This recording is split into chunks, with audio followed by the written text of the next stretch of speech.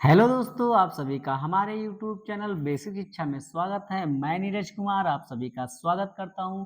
दोस्तों, आज हम लोग 2011 की जनगणना को पढ़ेंगे। इससे बनने वाले महत्वपूर्ण क्वेश्चनों को भी पढ़ेंगे। आइए देखते हैं दोस्तों, जनगणना 2011। भारत में जनगणना की शुरुआत 1872 लॉर्ड मेयो के कार्यकाल में शुरू हुई। तो भारत में जनगणना की शुरुआत कब हुई दोस्तों? तो 1872 में लॉर्ड मेयो के शासनकाल में हुई थी। और आगे देखते हैं दोस्तों, नियमित रूप से जनगणना 1881 से चालू की गई। तो शुरुआत किसके शासनकाल में हुई थी? तो मेयो के शासनकाल में हुई थी। और नियमित जनगणना कब हुई? 1881 में नियमित जनगणना की गई।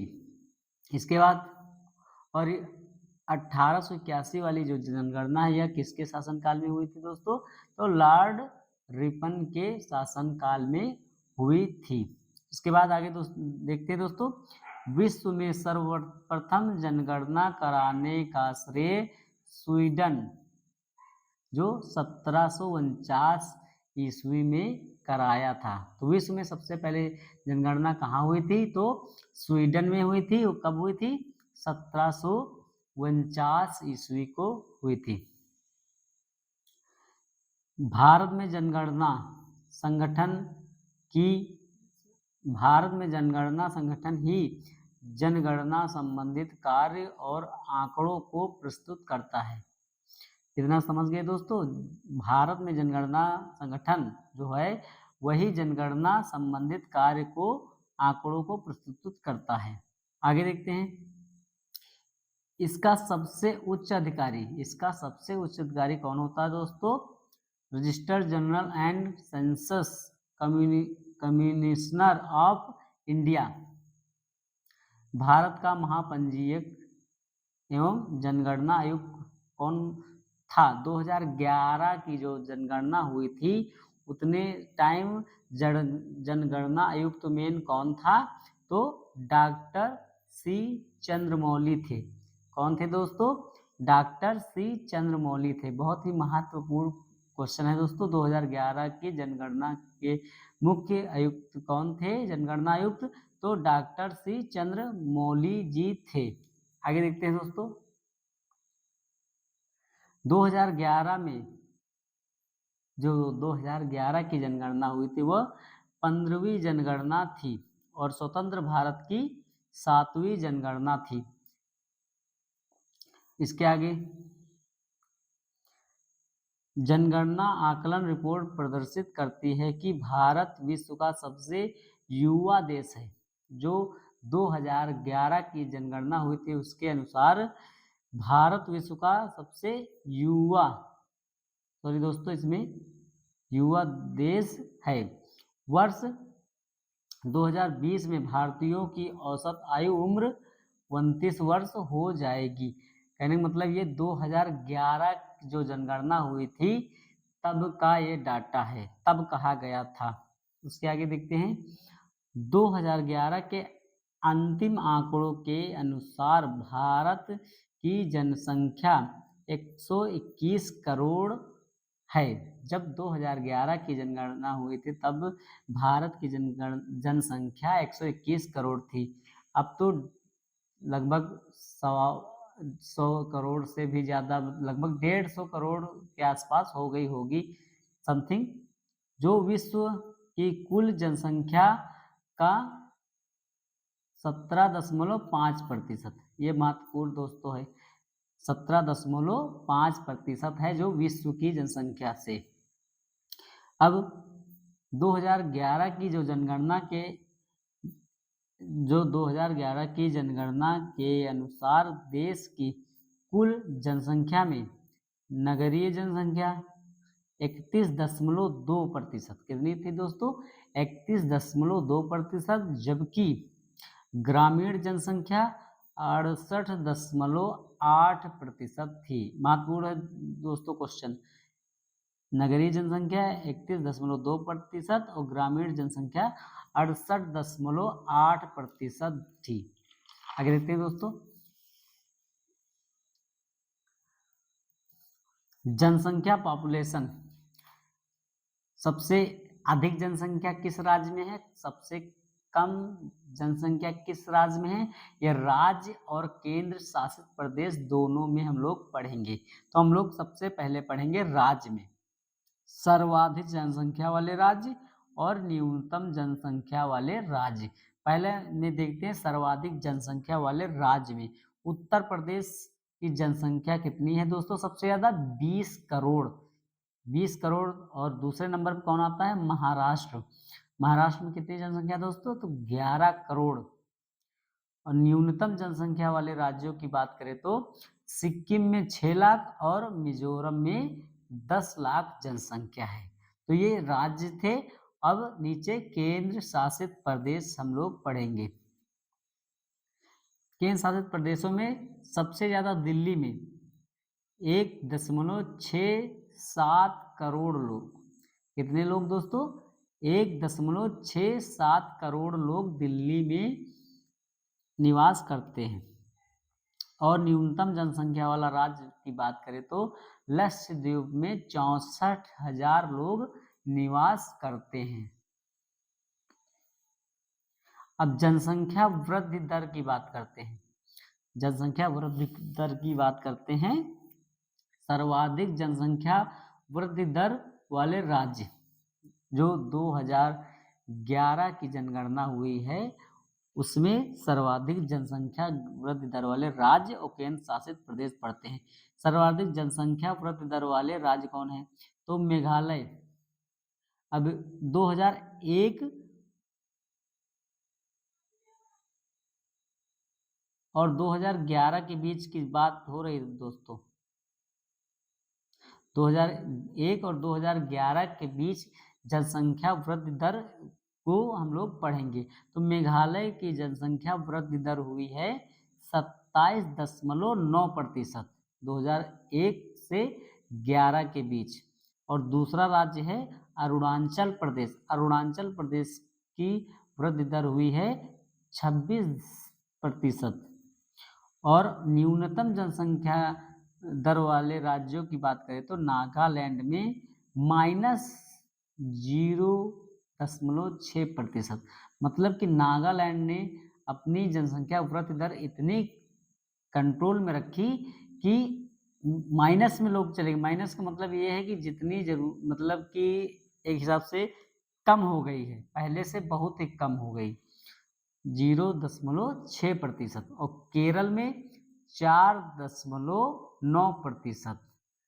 तो जनसंख्या वृद्धि दर वाले ये राज्य हैं। अब केंद्र शासित प्रदेश में पढ़ते हैं। सर्वाधिक जनसंख्या वृद्धि दर वाले राज्य दादर एवं नगर हवेली में 55.9% वृद्धि दर हुई दोस्तों। और न्यूनतम जनसंख्या वृद्धि दर वाला राज्य लक्षद्वीप जिसकी है 6.3% वृद्धि दर हुई है 2001 से 2011 के बीच।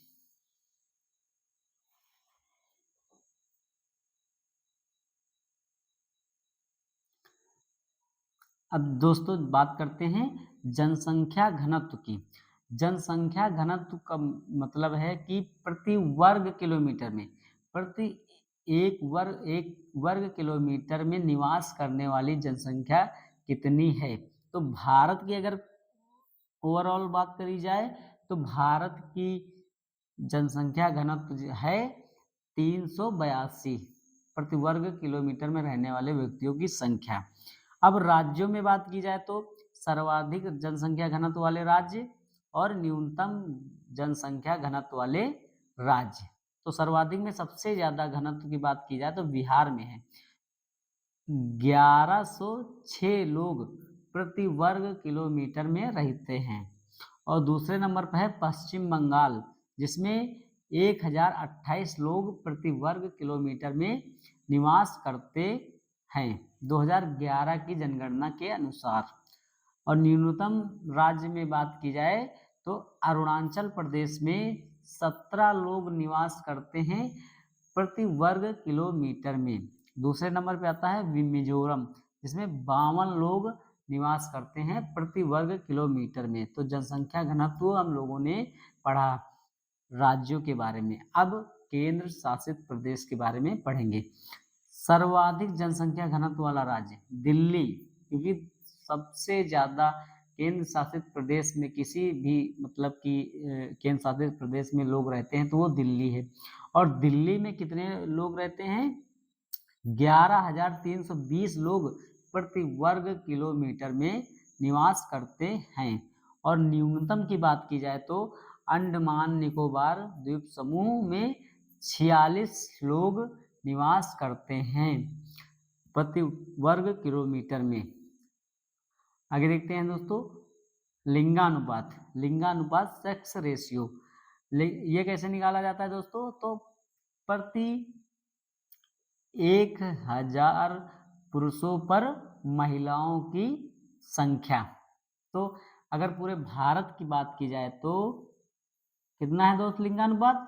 943। अब पहले हम लोग राज्यों के बारे में पढ़ेंगे, फिर केंद्र शासित प्रदेश के बारे में पढ़ेंगे। सर्वाधिक सेक्स रेशियो वाले राज्य, तो सबसे ज्यादा सर्वाधिक में केरल। केरल पढ़ने में भी अच्छा है, मतलब कि शिक्षित साक्षर दर भी अच्छा है और लिंगानुपात के मामले में भी अच्छा है। तो 1084 इसका लिंगानुपात है, मतलब कि 1000 पुरुषों पर 1084 महिलाएं हैं। और दूसरे नंबर पर तमिलनाडु 996। और न्यूनतम सेक्स रेशियो की बात करें तो हरियाणा 879, 879 महत्वपूर्ण है दोस्तों। अगर सबसे ज्यादा की बात करी जाए तो केरल, और सबसे कम की बात करी जाए तो हरियाणा, और दूसरे नंबर पे आता है जम्मू कश्मीर। अब तो ये केंद्र शासित प्रदेश बन गया है, 2011 की जनगणना के अनुसार हम लोग पढ़ रहे हैं। तो इसमें कितनी है? 889। केंद्र शासित प्रदेश में हम लोग पढ़ेंगे सर्वाधिक सेक्स रेशियो वाला केंद्र शासित प्रदेश, तो पुदुचेरी में 1037 महिलाएं प्रति 1000 पुरुषों पर हैं। तो लिंगानुपात यहाँ का 1037 है। और न्यूनतम सेक्स रेशियो वाला केंद्र शासित प्रदेश की बात करें तो दमन और दीव, जहाँ पर 618 हैं। तो हम लोग राज्य और केंद्र शासित प्रदेश में सबसे अधिक और सबसे कम जरूर याद रखेंगे, तब हम लोग पेपर को अच्छे से सॉल्व कर पाएंगे इससे बनने वाले क्वेश्चनों को। आगे बढ़ते हैं दोस्तों।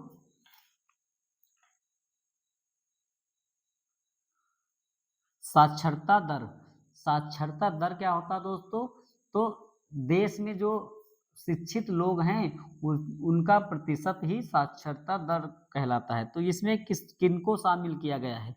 तो साक्षरों की संख्या, पूरे देश में साक्षरों की संख्या, और 7 वर्ष से अधिक आयु वाली जनसंख्या, ठीक है, और गुणे 100, तब निकलता है उस देश और उस जगह का साक्षरता दर।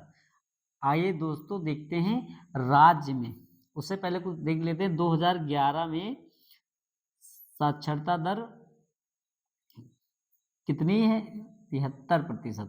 और 2001 का है, 2001 का कितनी थी? 64.8%। आगे देखते हैं दोस्तों, सर्वाधिक साक्षरता दर वाले राज्य।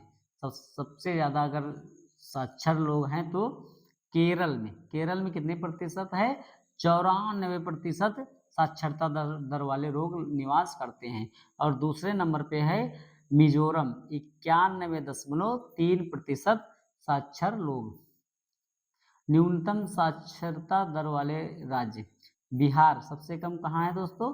तो बिहार राज्य में सबसे कम साक्षरता दर है, 61.8%। अरुणाचल प्रदेश में दोस्तों 65.4% साक्षरता दर है। केंद्र शासित प्रदेश में बात करी जाए तो सर्वाधिक साक्षरता दर वाला केंद्र शासित प्रदेश कौन है?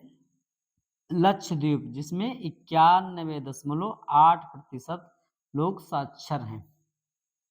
दादर एवं नगर हवेली में बात करी जाए अगर न्यूनतम में तो 76.2% लोग न्यूनतम दादर एवं नगर हवेली में साक्षर हैं। उसमें देखते हैं स्त्री और पुरुष साक्षरता में सबसे अधिक अंतर। स्त्री और पुरुष साक्षरता में सबसे अधिक अंतर कहाँ है दोस्तों? तो राजस्थान में है। वहां पर पुरुष साक्षर कितने हैं? 79.2%, 79.2%। और महिलाओं की बात की जाए तो 52.1%। मतलब कि अंतर कितना है दोस्तों? 27.1% का अंतर है। तो अगर पूछे कि किस राज्य में सबसे ज्यादा महिलाओं और पुरुष के बीच साक्षरता दर में अंतर है तो वो राजस्थान राज्य है। आगे देखते हैं दोस्तों से बनने वाले क्वेश्चन। 2011 की जनगणना के अनुसार 2011 की जनगणना के अनुसार देश में अनुसूचित जाति एससी की संख्या लगभग 20 करोड़ है। तो 2011 की जनगणना के अनुसार देश में अनुसूचित एससी की संख्या कितनी है दोस्तों? तो 20 करोड़ है। सबसे ज्यादा एससी जनसंख्या वाला राज्य में भी और केंद्र शासित प्रदेश में सबसे ज्यादा कहाँ निवास करती है? तो उत्तर प्रदेश में। अगर बात की जाए प्रतिशत में, सबसे ज्यादा एससी जनसंख्या प्रतिशत में कौन सा राज्य है दोस्तों? तो पंजाब है। पंजाब में सबसे ज्यादा एससी कितनी प्रतिशत निवास करती है? तो 31.9%। पंजाब में अगर प्रतिशत की बात की जाए तो पंजाब, अगर जनसंख्या की बात की जाए तो उत्तर प्रदेश। और दोस्तों आगे पढ़ते हैं।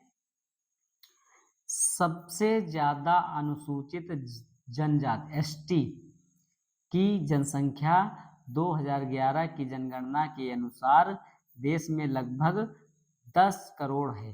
तो एसटी जनसंख्या देश में कितनी है 2011 के अनुसार? 10 करोड़। और सबसे ज्यादा एसटी जनसंख्या वाला राज्य केंद्र शासित प्रदेश हो या राज्य की बात की जाए तो मध्य प्रदेश है। अगर प्रतिशत में बात की जाए तो सबसे ज्यादा एसटी अनुसूचित जनजाति वाला राज्य कौन सा है दोस्तों? तो लक्षद्वीप है। यहाँ पर कितने प्रतिशत लोग एसटी निवास करती है? तो 94.8%। तो दोस्तों आशा करता हूँ आज का वीडियो आप लोगों को अच्छे से समझ में आया होगा, क्योंकि आज हम लोगों ने 2011 के जनगणना के महत्वपूर्ण जो क्वेश्चन बनने वाले थे उनको हम लोगों ने पढ़ा। धन्यवाद दोस्तों।